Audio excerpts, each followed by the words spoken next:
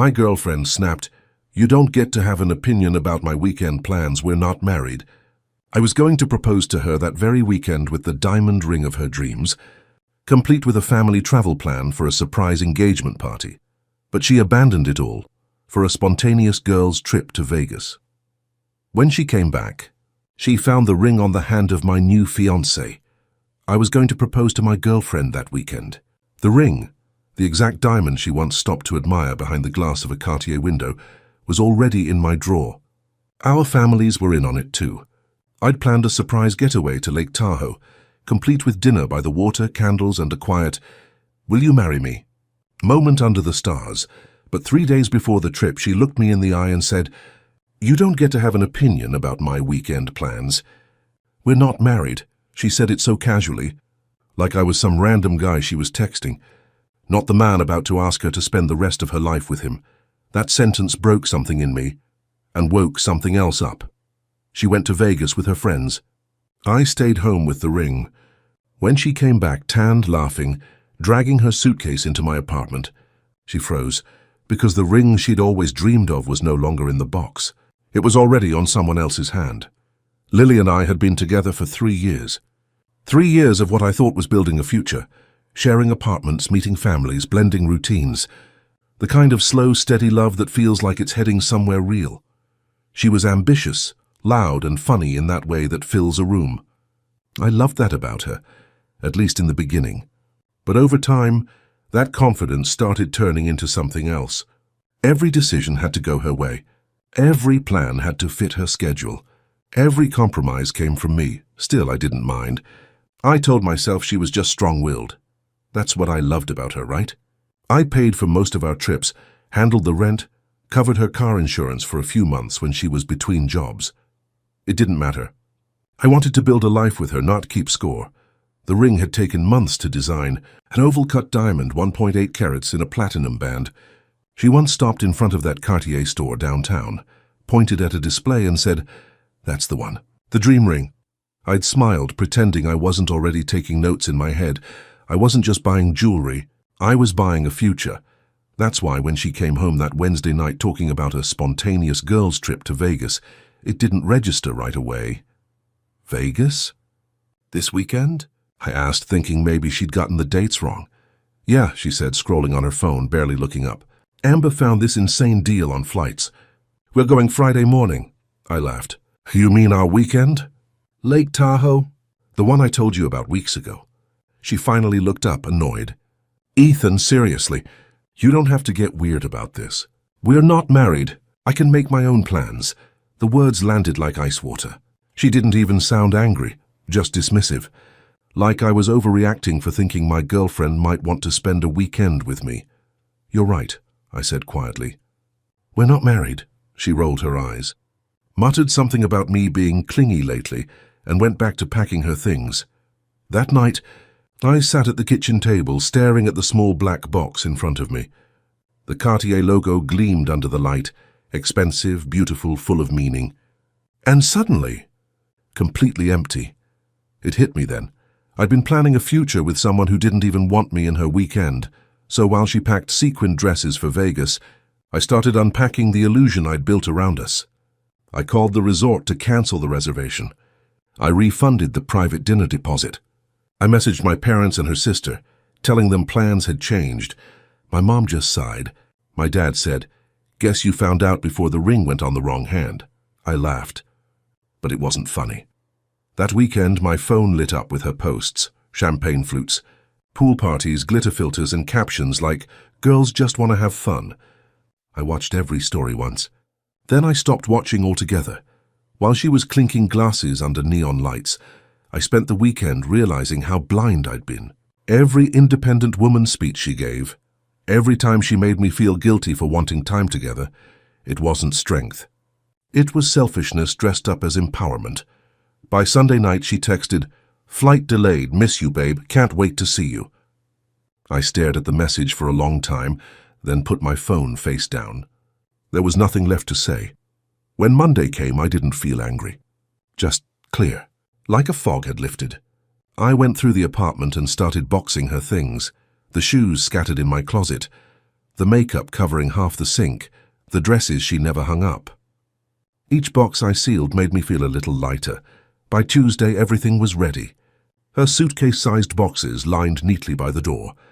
The ring box sat open on the coffee table, the Cartier logo shining under the afternoon light, the inside lined with black velvet. But the ring itself wasn't there anymore, because the night before, I'd made a different decision. She came back late Sunday night, the kind of hour where the city's quiet and your thoughts are loud. I was sitting on the couch, laptop open, when I heard her keys jangling outside. Then came her voice, light, teasing, the same one that used to melt me. "Ethan, I'm back, baby." She stepped in, tanned, glowing, suitcase rolling behind her. And then she saw it. Her smile faltered. Her eyes swept across the apartment. Too clean, too quiet. No clothes on the chair. No shoes by the door. No trace of her. And then her gaze locked onto the coffee table. The black Cartier box sat open under the soft lamplight, the gold logo gleaming against the velvet interior. What is this?" she asked, her voice suddenly uncertain. I looked up from my laptop, calm as ever. "So your things are packed by the door," her brow furrowed. "Packed? What do you mean packed?" "I figured I'd save you the trouble," I said evenly. "You wanted independence, right? Now you've got all the space you need." She gave a short, incredulous laugh. "You're joking." "Because I went to Vegas." I didn't answer. "You're seriously kicking me out because I took a trip with my friends." I closed the laptop and set it aside. "No, Lily, I'm ending something that was already over," she scoffed, folding her arms. "You're being exciting." "Am I?" I said quietly. "You told me I don't get to have an opinion about your plans because we're not married." I listened. I finally understood. For a moment, she just stared at me, caught between anger and disbelief. "Ethan, it was just a stupid thing to say." "You're overreacting." "I'm not," I replied. "I'm just done pretending that disrespect is independence." Her tone sharpened. "So that's it? You're just throwing everything away?" "No," I said. "You did that the moment you decided my commitment meant less than your weekend in Vegas." She shook her head, laughing bitterly. "You're unbelievable. I can't believe you'd ruin a 3-year relationship over this." I gestured to the coffee table. "Hey, it's funny. I almost proposed to you this weekend. That ring? The one you used to dream about? I bought it months ago." Her eyes darted to the box. She hesitated before walking closer. Her voice softened. You were really going to propose?" I nodded. "Was?" She opened the box, empty. Her hand trembled slightly. "Where's the ring?" I looked her straight in the eye. "I'm keeping it. Maybe someday I'll give it to someone who actually respects me." She froze, not out of sadness but shock. Like no one had ever dared talk to her that way. Then her expression shifted. The tears, the pity tone, the soft voice she always used when she wanted control again. "Ethan, please, don't do this. We can talk. I just needed a break. You know how I am." "Yeah," I said quietly. "I do now." She stepped closer, reaching for my hand, but I didn't move. I could see it click in her head, that nothing she said would work anymore. Her voice cracked. "You'll regret this." "Maybe," I said, walking to the door and opening it for her. "But at least I'll regret it in peace." She glared at me, tears spilling now, part anger, part disbelief. "You're just going to throw me out like trash?" "No," I said evenly. "I'm giving you exactly what you asked for, your freedom." For a long moment she just stood there, shaking her head. Then she grabbed her luggage handle, yanked it upright and stormed out without another word. The door closed softly behind her. And for the first time in years, the apartment was silent. I sat down, staring at the empty ring box. There was no anger left, no heartbreak, just calm. The kind that comes after a storm you didn't realize you'd been standing in for too long. That night, I put the ring back in its case, locked it away in the drawer, and told myself something I hadn't said in years. She was never the one. I just wanted her to be. It had been 4 months since Lily walked out of my apartment. 4 months of quiet mornings, clean spaces, and peace that didn't need to be explained. And then came Sophie. She wasn't loud or emotional or the center of every room, and she just fit. Her calm matched my calm. Her laughter filled the silence without breaking it. She didn't compete with me. She built with me. We met through a friend at a work event, one of those you-should-meet-her introductions that usually go nowhere. Except this one did. Our first date wasn't fireworks, just conversation that never felt forced. No games, no walking on eggshells. For the first time in years, I didn't feel like I had to earn basic respect. A few weeks later, she started staying over. The apartment felt warmer again. Not crowded, not taken over, just alive. She cooked breakfast. She laughed at my terrible playlist. She brought peace where chaos used to live. For the first time, I thought, maybe this is what love is supposed to feel like.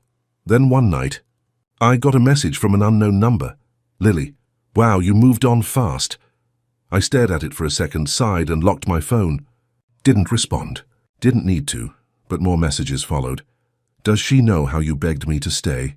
Good luck. He'll get bored of you just like he did with me. Cartier boy already found a discount version, huh? I blocked the number. Then another one appeared. You think you're better than me? Enjoy my leftovers, sweetheart. The next one wasn't even for me. It was for Sophie. She tagged me in a story, just a photo of us cooking dinner. By morning, her inbox was full of fake accounts sending messages. He was mine first. He's just using you. Ask him what happened in Vegas. Sophie showed me one of the messages at breakfast. Her face pale but calm. Do you know who this is? I nodded. Yeah, I do. She bit her lip. What should we do? I smiled faintly. Nothing yet. Let her talk to the walls, but the text didn't stop. Then came the fake accounts commenting on my posts, calling me trash, liar, narcissist. I could have fought back. I didn't. I'd learned long ago that people like Lily feed on reaction. Silence starves them. Still, I started saving screenshots. Every message, every fake handle, every threat. Just in case. Then one morning, Sophie's car windshield had a note under the wiper. One line written in red lipstick. He'll leave you too. That was it. I wasn't angry. I'm just done. Done pretending that ignoring it would make it stop. I went to the police station that afternoon. Filed a report. Showed them everything. The screenshots, the note, even the timestamps. The officer looked at me and said, "You did the right thing. This kind of harassment escalates if you let it." Sophie squeezed my hand the whole time. When we walked out, she looked up at me and asked softly, "Do you think she'll stop now?" I exhaled. If she doesn't, she'll learn the hard way what no contact really means. The next week, I got a call from an officer. They'd traced the accounts. All connected to one IP, hers. They paid her a visit. Filed an official warning for harassment. She had to sign a document agreeing not to contact me or Sophie again, or face a charge. After that silence, no messages. No fake accounts. No lipstick notes, just peace again. A few nights later, Sophie and I sat on the balcony, the city lights blinking below. She rested her head on my shoulder and whispered, "I'm sorry you had to go through that." I smiled. "Don't be. Some storms only happen to show you how good calm really feels." She smiled back, and in that moment, soft wind, quiet night, I realized Lily had finally lost. Not because I'd won something she wanted, but because I'd built something she never understood. Real peace doesn't scream. It just stays. Lily used to say I was too calm, too predictable, funny. That calm is exactly what she can't touch now. 3 months passed after the police warning. Not a single text, not a shadow, not even a whisper of her name. Peace, real peace, settled back into my life. The kind that doesn't need loud music or constant validation. Just quiet mornings and someone you trust sitting across from you with a cup of coffee. Sophie and I moved to a new apartment. Smaller, simpler, but it felt like ours. No ghosts. No echoes of someone else's voice in the walls. Sometimes, when I passed by the old Cartier box still sitting in my drawer, I'd catch myself smiling. That ring had once represented everything I thought I wanted. Now it was just a reminder of how far I'd come. Then, one afternoon, an old mutual friend texted me out of nowhere. "Hey, just thought you should know. Lily's in the hospital." I froze for a second, not out of concern, but disbelief. He went on to explain. Apparently, she'd been dating some guy she met online. Charming, rich, exciting, until he wasn't. The guy had turned violent. She ended up with a fractured wrist and a restraining order of her own. I didn't respond. Not out of spite. Just silence. I'd already learned that some lessons arrive exactly the way we earn them. That night, I told Sophie about it. She didn't say much.